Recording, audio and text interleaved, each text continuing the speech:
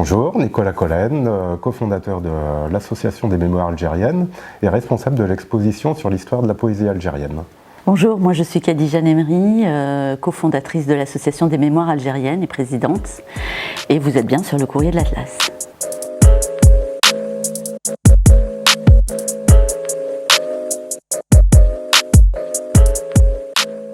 Alors l'exposition est constituée d'une douzaine de panneaux explicatifs retraçant l'histoire de la poésie algérienne et ses divers aspects, et en faisant une focale sur la dimension féminine de cette poésie. Ces panneaux sont exposés sur un support représentant une maisonnette maghrébine, conçue par d'anciens décorateurs des Guignols de l'Info, Maxime Brochin et Romain Brice. Lorsque l'idée est advenue de créer l'exposition sur l'histoire de la poésie algérienne, l'objectif de l'association c'était vraiment d'aller à la rencontre des premiers concernés. Donc cette maisonnette a vocation à s'installer pendant un mois et demi dans les quartiers et à faire partie finalement du décorum. Et donc on inscrit et on installe cette exposition au cœur de la vie quotidienne du quartier dans lequel on est reçu.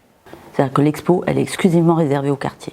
Si les gens veulent la voir, ils vont dans les quartiers. On se demandait en fait par quel biais on pouvait aborder l'histoire et les mémoires en fait liées à l'histoire algérienne et franco-algérienne aussi pour le coup. Étant très passionné de poésie, j'ai pensé à ça et Khadija a tout de suite embrayé et tout de suite pensé à une mise en forme valorisante. Pour le coup, ça a été quand même un bon petit travail de recherche parce qu'il n'y a pas grand chose en fait de disponible, en tout cas en langue française. 4 mois de recherche, 4 mois. 4 mois de recherche et d'écriture, ouais. Il y a quelques recherches universitaires qui sont en Algérie, il y a quelques relais en France aussi, mais bon, ça reste très confidentiel et hormis quelques anthologies avec des poètes qui retracent un petit peu l'histoire de cette poésie, il y a très peu de textes en fait et très peu de condensés historiques. On a estimé capital aussi de réinclure l'histoire de la poésie algérienne dans le temps long et dans le temps précolonial et aussi post-colonial. Par exemple, on fait partir l'époque coloniale en 1904 à la reddition de Agamasten, qui était un Touareg, un résistant Touareg, qui était aussi poète et en fait qui était donc un des derniers résistants à la colonisation territoriale française. Moi je suis d'origine algérienne, donc je suis franco-algérienne et l'idée en fait de passer à l'action et de formaliser en fait une proposition de valeur sous forme associative est venue du fait que je me suis sentie dépossédée d'une partie de mon histoire à l'école et que j'ai découvert l'histoire de l'Algérie très tardivement.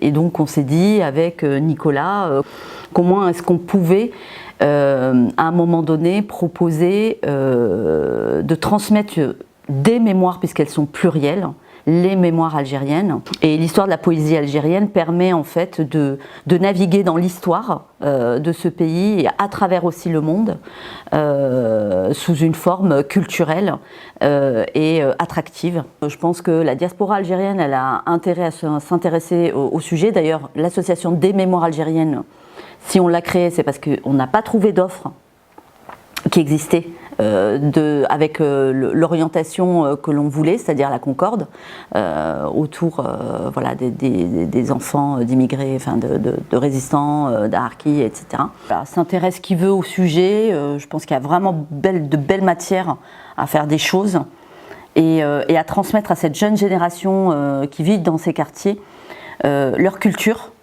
en tout cas leur susciter un peu d'appétence à leur culture, pour qu'ils soient fiers aussi de leur double nationalité, de leur double appartenance, et qu'enfin on cesse de baisser la tête au quotidien.